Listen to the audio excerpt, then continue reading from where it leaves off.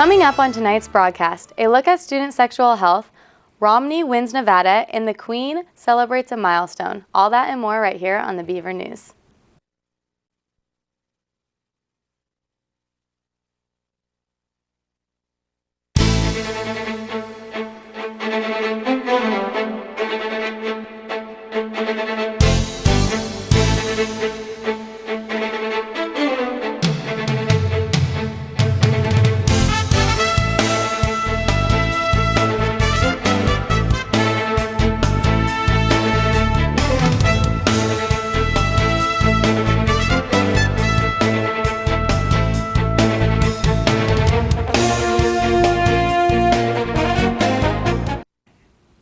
Good evening and welcome to your Monday night edition of the Beaver News. We are glad to have you with us.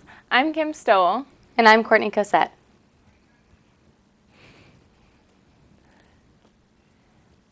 To better understand how sexual health is influenced by relationships and sexual partners, Marie Harvey and Jocelyn Warren of the College of Public Health and Human Sciences have conducted interviews with young adults in Oregon and California. On Monday, February 13th at the Corvallis Science Pub, they will be discussing what we know about sexual health in the United States, share their methods, and discuss what they've learned from their most recent studies.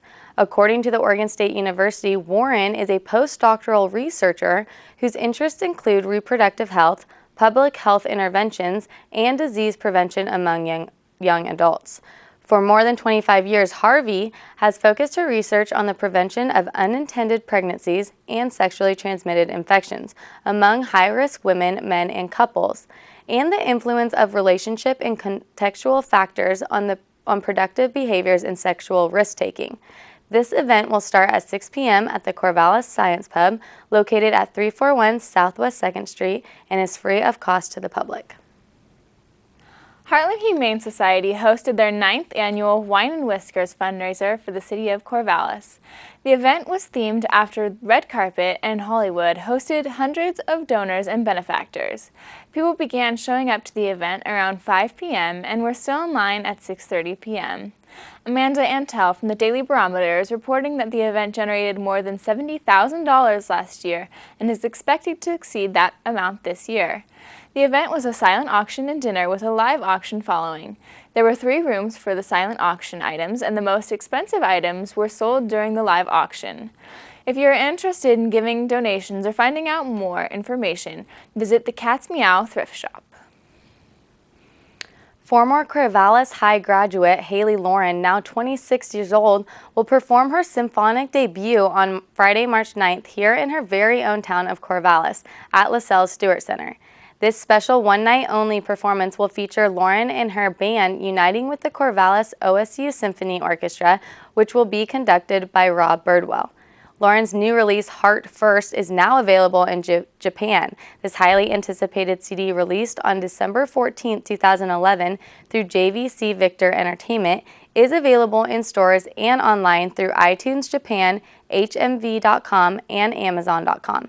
The North America release of her album will be on March 13, 2012. Thirsty, the original song from After Dark, won the Fan Favorite Award at the 10th Annual Independent Music Awards in the Jazz Song category. In a relatively brief span of time, Lauren appears to have achieved enough success and received enough kudos to define an entire career. Since her stage debut at the age of 10 at Sitka Fine Arts Camp in Alaska, Lauren has continued to wow and woo audiences with her warm, intimate live performances. She's an elegant, electrifying performer full of charisma and poise. We now go to a report from Brittany Greenfeld from the Black Cultural Center.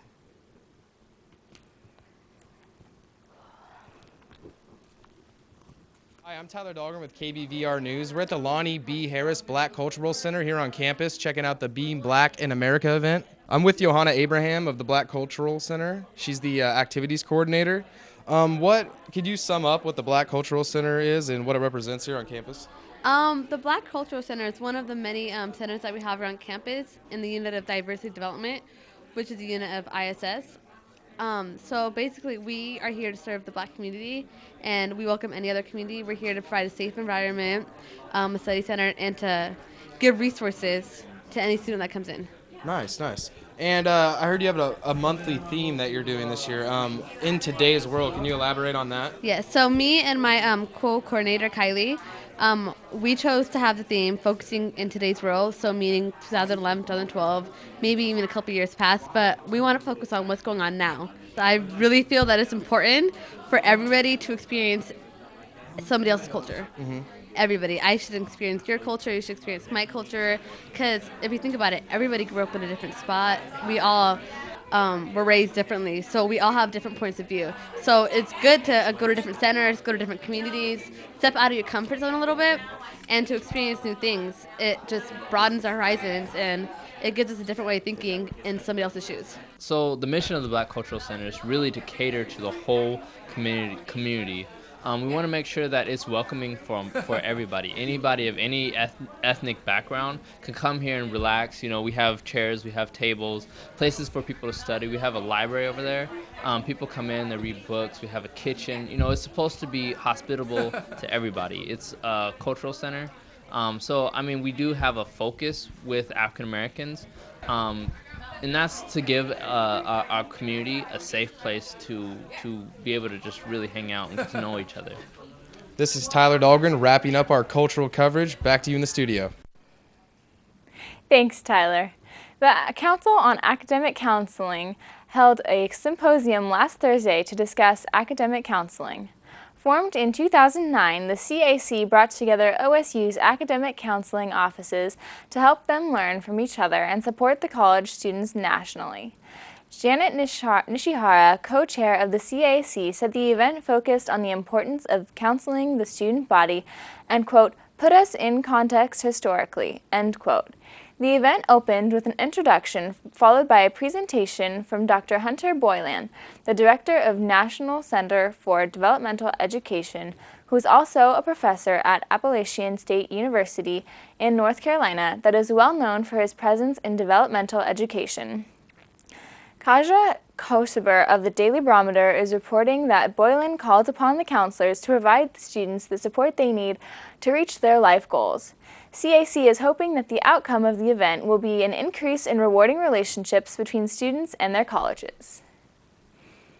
Tara Williams, professor of English, will host a free public showing of the BBC's Medieval Lives, The Damsel, in which Monty Python's Terry Jones examines the surprising lives and roles of women in medieval Europe.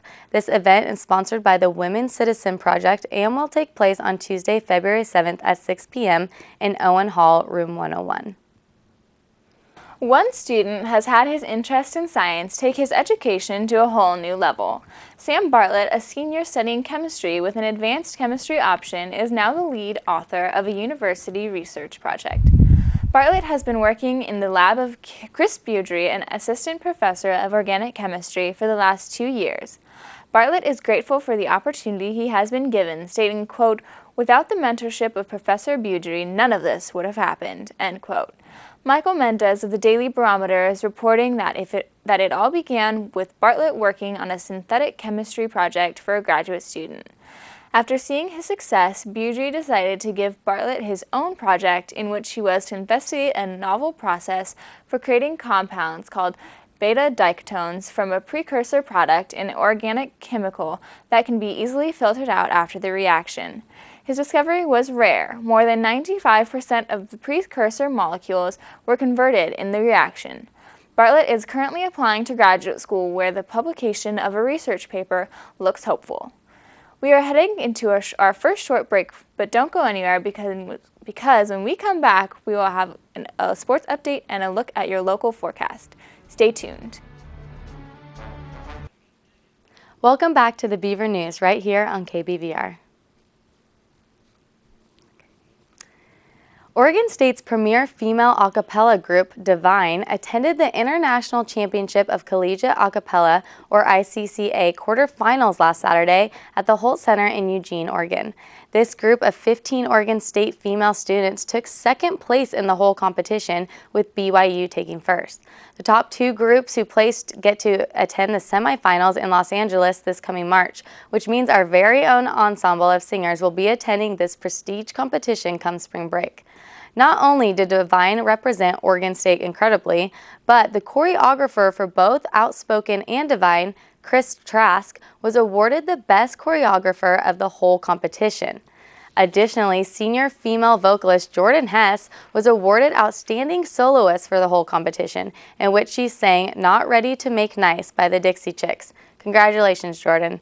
Every Friday afternoon at 4 p.m., you can find Divine and Outspoken performing right inside the Memorial Union free of cost. We now go to Cody Lawrence with the questions in the quad.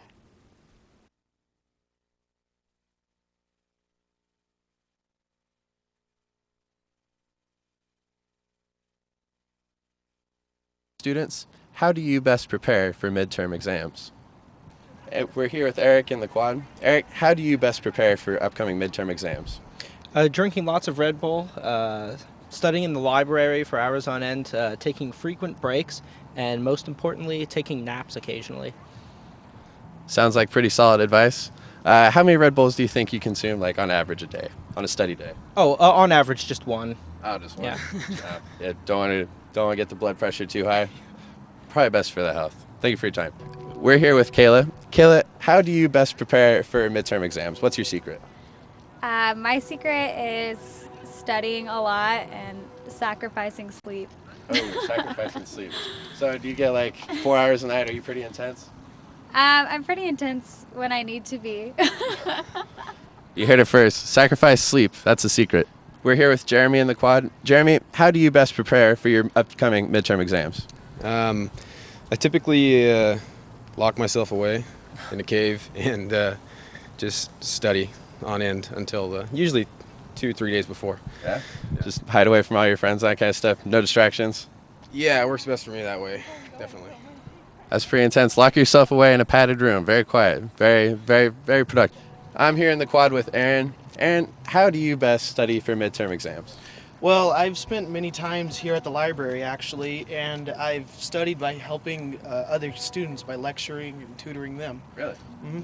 Well, that sounds like a pretty good way to study. Do you have any big midterms coming up this week? No, actually, all my midterms were done either last week or the week before.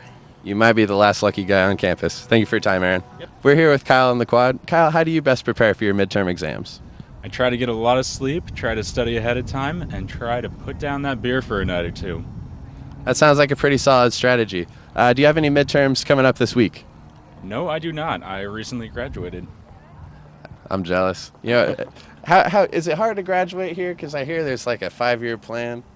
For me, it was like 5 and another term. But yeah, once you get past the main part of it, all those weed out classes, you're good to go.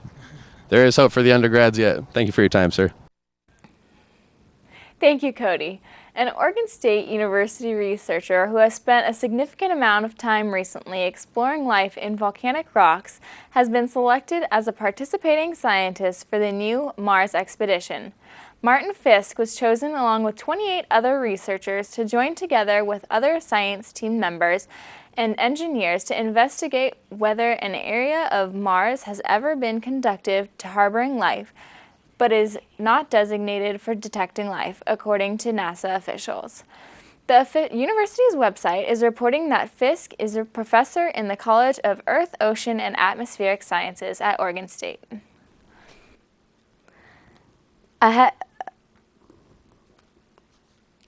Ahead of her Super Bowl halftime show, singer Madonna promised there would be no wardrobe malfunction, but what she didn't guarantee was no obscene gestures.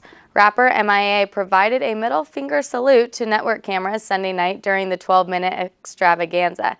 CNN reports that apologies from the NFL and the broadcasting host NBC came immediately. However, both blame each other.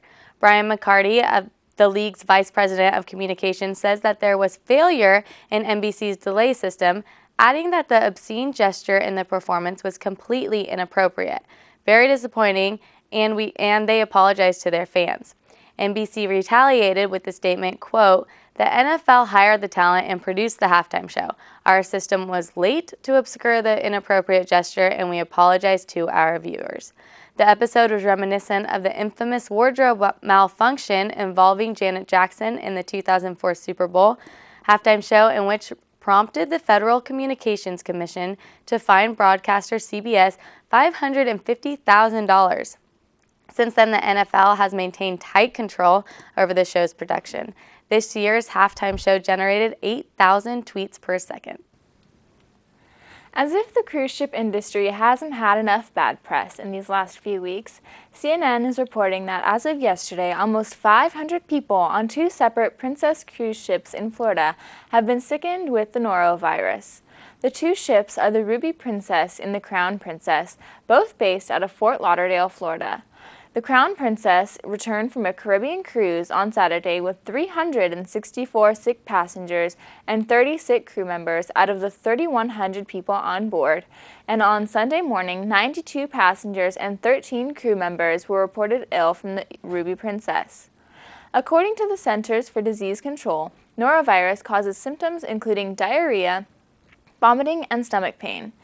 It is spread from person to person through contaminated food or water or by touching contaminated surfaces. Both ships have since been cleaned and returned to sea.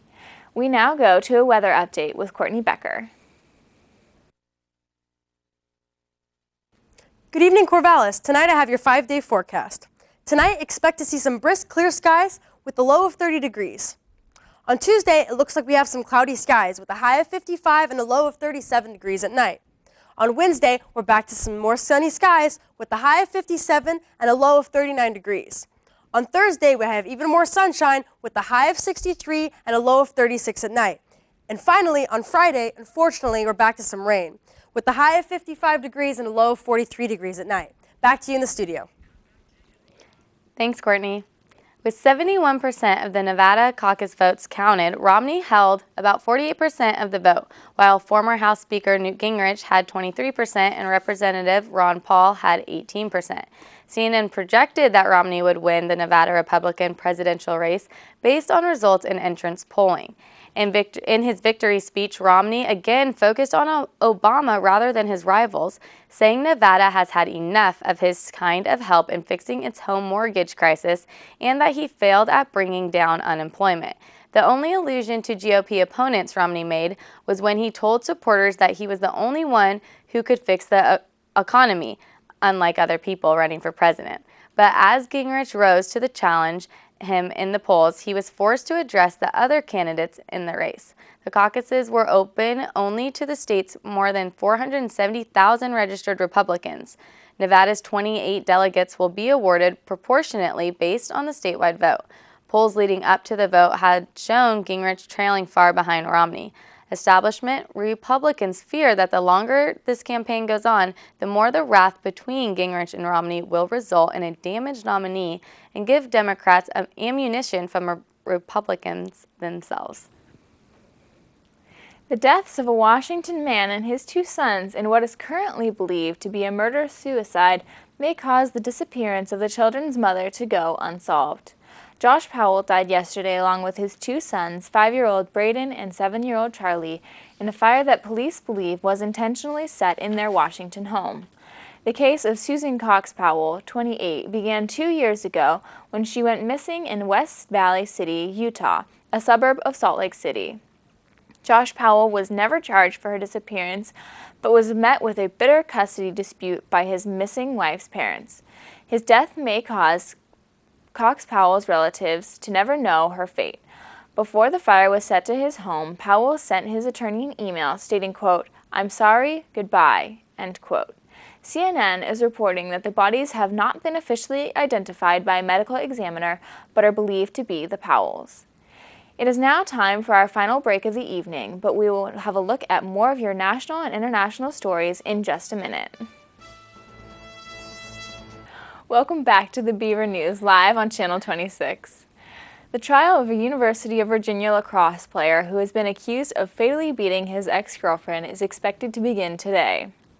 George Hughley is facing first-degree murder charges for the May 2010 death of Yearly Love, a 22-year-old senior. According to Police Chief Tim Longo, the initial call was from a roommate who reported a, quote, possible alcohol overdose, end quote. A medical examiner ruled that blunt force trauma killed Love, and the authorities allege Hughley causing the trauma during an altercation. CNN is reporting that the jury selection begins today, and the trial is expected to last at least 2 weeks. Since last October, 16 people have developed verbal tics and twitching in the small town of Leroy, New York. And 3 months later, residents are still wondering why. CNN reports that doctors have diagnosed most of them with conversation disorder, saying that stress is likely the root to their physical problems. However, the diagnosis has done nothing to explain why so many people from the same small town started displaying these symptoms within the same time period. These people include 14 teenage girls, all of who attend Leroy High School, a teenage boy, and a 36-year-old woman. This medical mystery has raised many questions and attracted much attention from people like activist Aaron Brockovich, who believes a toxic spill may be a possible cause. Brockovich traveled to the small town of Leroy in western New York after learning about a 41-year-old toxic spill a few miles from the school. The school, along with the Environmental Protection Agency and the New York Departments of Health and Environmental Conservation, said they already tested the area and there was no evidence that the site is to blame for this mystery ailment in the students. However, parents are still worried and upset. New York City has established a law that prohibits drivers from running their engines when they are not moving. The rule is meant to improve the city's air quality both indoors and outdoors. The issue is especially true around schools when cars and buses line up outside as the students and parents go in and out, worsening the quality of air. The law says that drivers have 1 minute to turn off their engines if they are adjacent to a school and 3 minutes in other areas. CNN is reporting that the law is difficult to enforce and only a few thousand idling tickets are issued. At least 46 people were killed across Syria today as intense blasts echoed through the ravaged Syrian city of Homs. Syrian state-run TV said armed terrorist groups were attacking citizens and members of law enforcement in several cities. Activists told CNN that Syria stepped up its brutal crackdown after the UN Security Council failed Saturday to pass a resolution condemning the regime. The United States then closed its embassy in Syria, pulled out remaining staff Monday after the Syrian government refused to address its security concerns, senior State Department officials told CNN. A Syrian official says the crisis is manufactured and fueled by the media. CNN cannot independently confirm opposition or government reports from Syria because the government has restricted journalists' access to the country. 60 years ago today, Queen Elizabeth II was told she had become queen after her father's death. Celebrations of her 60 years on the throne officially began today and will continue through June, when London will mark the anniversary of her coronation with many festivities, including up to 1,000 boats sailing up the River Thames, reports CNN. The Queen showed her gratitude to the public, quote, "for the wonderful support and encouragement that you have given me and Prince Philip over these years," end quote. She was honored with a 41-gun salute in London's Hyde Park today and a 21-gun salute in Edinburgh, Scotland. The Boulogne River in the town of St. George in the eastern state of Queensland reached record level and is expected to rise even further, reports CNN. Australian authorities pleaded with hundreds of people who had chosen to remain in town to vacate their homes. 30 houses in St. George have already been submerged, according to Neil Roberts, the Queensland Police and Emergency Service Minister. He said, quote, "We do expect this to rise as the waters head towards their peak," end quote. Rescue workers on Sunday recovered the body of a woman who died trying to drive her pickup through flood waters, the authorities said. Jane Xian was swept away Friday in the town of Roma. Witnesses told CNN affiliate 9 Network that Xian managed to hand off her 7-year-old son, Darcy, to a would-be rescuer before she was swept away. The authorities have been airlifting thousands of residents to safety across Queensland. A 6.8 magnitude earthquake struck today off the third largest island in the Philippines at about 11:49 a.m. local time. At least 12 people have been killed from the quake, which struck about 44 miles from the coastal city of Dugamete in the Philippine island of Negros. Several aftershocks ranging in magnitude from 5.2 to 6.0 continued through the evening hours. CNN reports that a level 2 tsunami alert for areas along the Tanan Strait between Negros and the neighboring island of Cebu has been announced by the Philippine Institute of Volcanology and Seismology. The earthquake is said to have occurred in the ocean at a depth of 29 miles. That's all the news we have for you tonight. Be sure to tune in tomorrow night at 7 p.m. for more local, national, and international news right here on KBVR.